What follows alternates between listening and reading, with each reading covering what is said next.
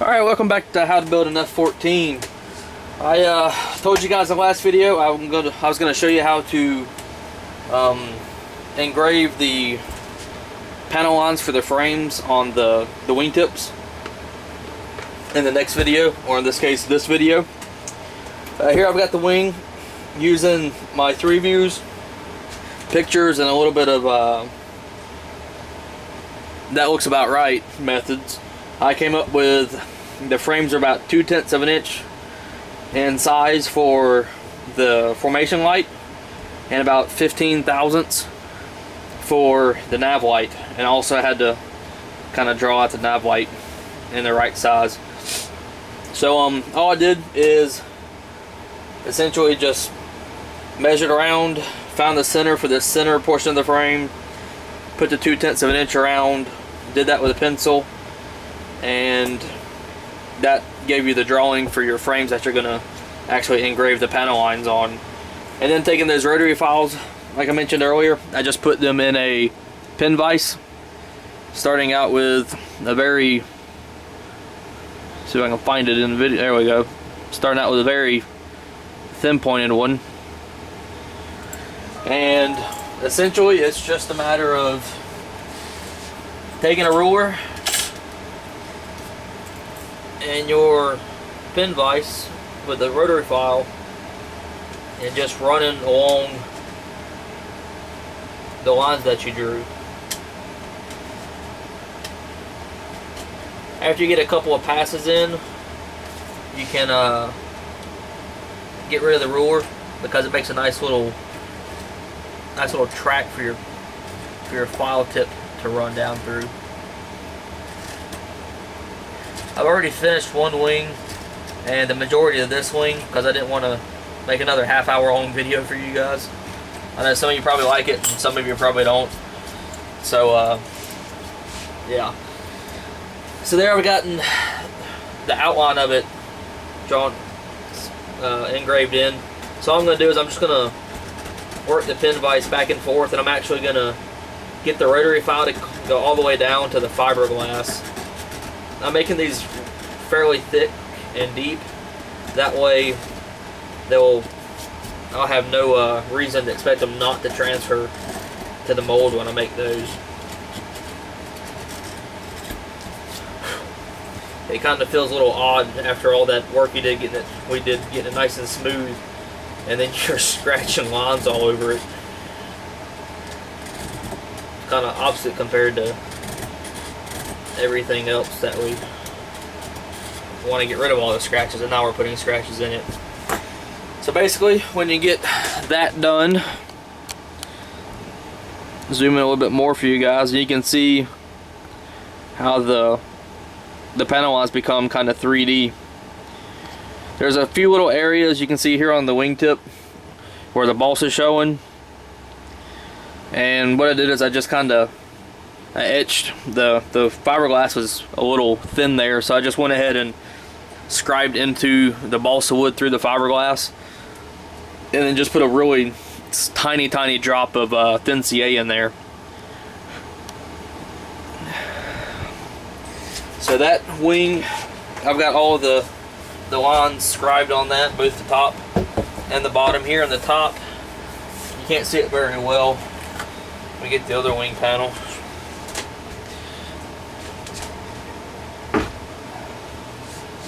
But in that wing, you can see all the little screws that I've actually burnt into the, well, I should say melted into the body filler. So what I'll do to show you how to do that, all those nifty little tools I showed you earlier about making screws and all in litho plate, just take the exact same, all the same tools. Just take your torch, fire it up. You gotta get these things really hot in order for it to melt into the body filler. The thicker the body filler, the better in this case, because it lets you get the detail really nice and crisp in there. What I found is with this particular screwdriver, about the time you feel it in your fingers is about the time where it's hot enough. But you don't want it so hot where you can't hold it any longer. And again, these are just the cheap little set of jeweler screwdrivers. I think I paid maybe $5 or $6 for 4 of these things. So I'll start in the corners, put it in place, and just push down fairly hard.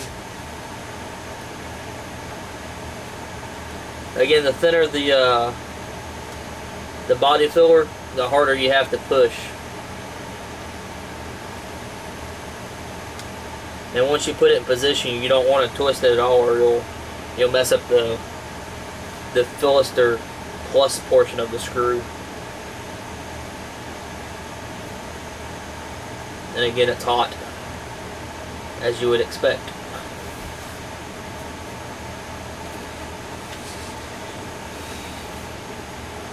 And then they do get clogged a little bit. You can see, if the camera will focus, you can see that little white piece of body filler in there. Just take a T-pin, just kind of twist it in there, and that'll help break it loose.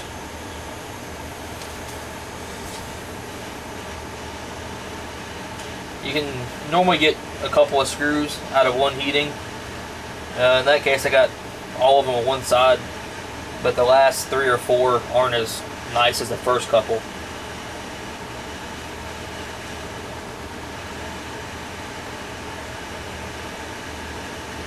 And again, for a screw position and quantity, just kind of look at documentation and compare it, and then make it about the same.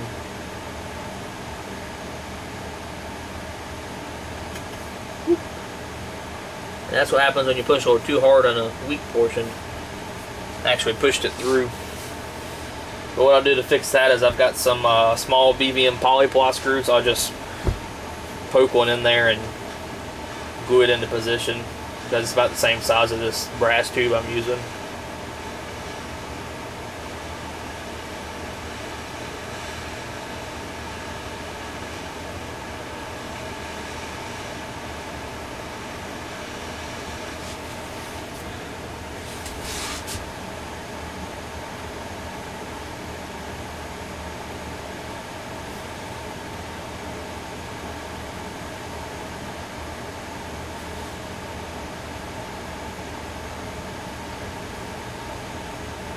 The longer you use it, the hotter it gets.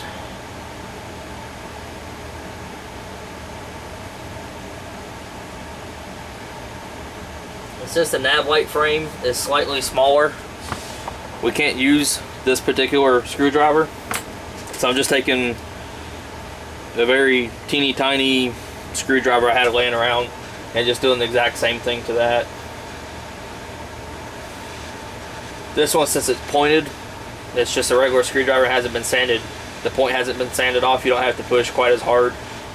It actually makes a little bit nicer of a screw.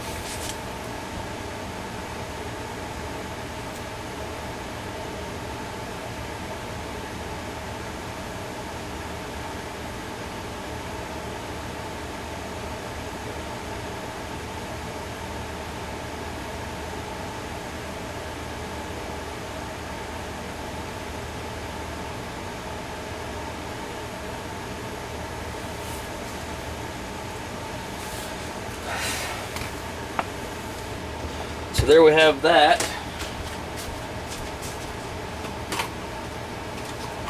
And to fix the little screw that popped, the little hole that popped in, I get my little box of spares here. I just take a polyply screw,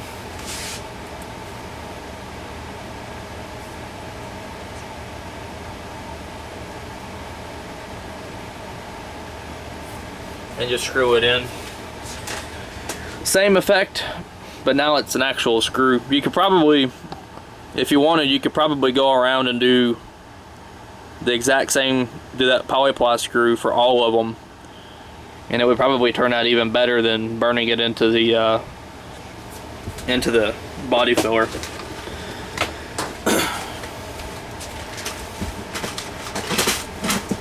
So that is basically how I went about putting the frames and whatnot on the nav and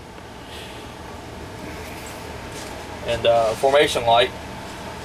So with that done, the wings are essentially complete. The only thing left to do is that little area where the spoilers go. I still haven't decided if I'm gonna monocoat that or fiberglass it and whatnot, but I'll probably end up just monocoating it.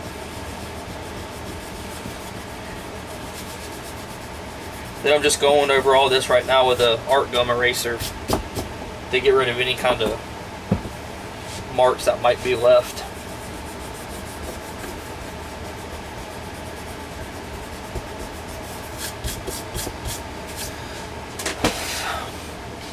So there we have it. That's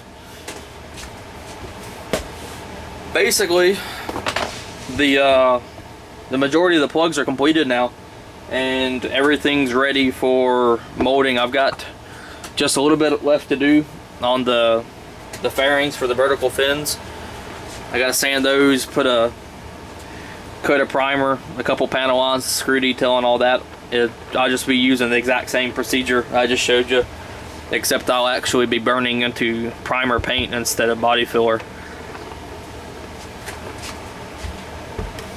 And once that's done, the entire, well, pretty much the airplane's ready to start molding for the rest of it at least. And yeah, that's pretty much about it. I won't be making any more videos for the remainder of the week. I've got to go to Sarasota, Florida for work. I'll be there until Saturday, and then I'll be home for a week. I'll probably end up having the house to myself since the wife went to stay with the in-laws. So that means I'll be getting more F-14 progress done. If everything works out, I might even get a couple of items molded.